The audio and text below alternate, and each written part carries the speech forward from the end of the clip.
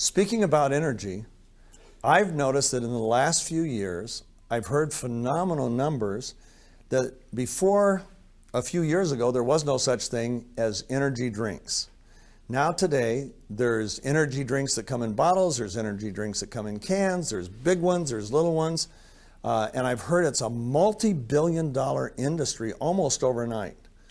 What's the difference between creating energy using ribosine and these current energy drinks? And I asked that of both of you. Well, again, with ribosine, what you're doing is you're working primarily at the cellular level.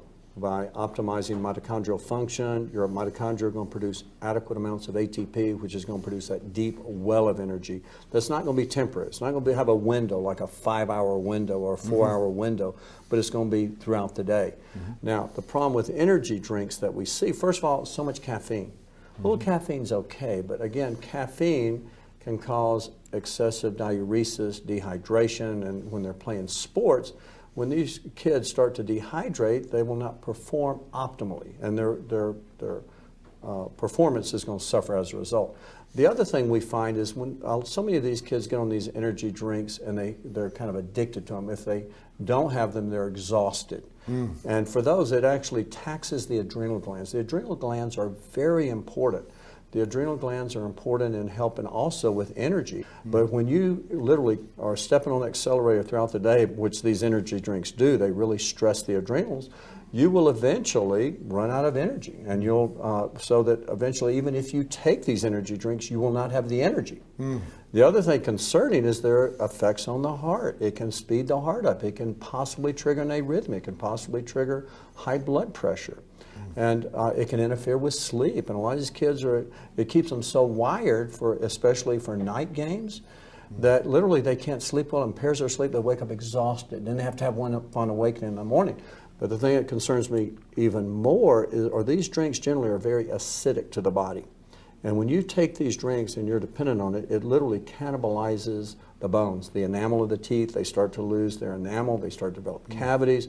They actually, if they're taking tremendous amounts of these, even young girls start to develop early osteopenia or bone loss. See? So again, these is so much better to use a supplement such as ribosine, such as the Max products that literally work at the cellular level and enabling the mitochondria to produce adequate amounts of ATP. We're optimizing our body's ability to produce that deep well of energy instead of depending upon these drinks that give you energy for just a narrow window, that the other side effects literally cancel out most of the benefits of it. What are your thoughts, Dr. Howard? Well, I completely echo those thoughts, but I have a few additional, and the ones that disturb me are not the little drinks that are, you know, for a certain time period, but it's the large cans. And my oldest son plays in a rock band, and they tend to have those hanging around. And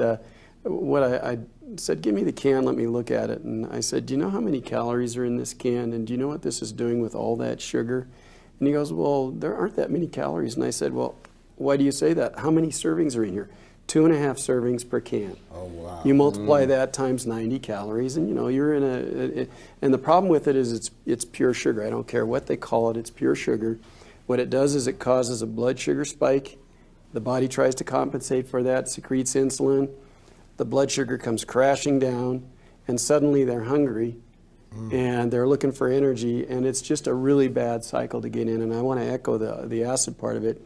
It can really not just damage your bones, but it can etch your teeth and cause decay along with the sugar. And then there's the issue of how much they take. You know, the amount of vitamins and minerals can become toxic if they drink a lot of them.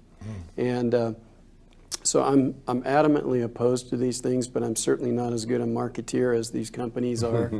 And they really have done a magnificent job of inserting themselves into the habits of our kids, but I think we owe it to them to talk about a better way to do this is to do exactly what we've been talking about, which is to get the right compounds into the body and let the body do what it does best.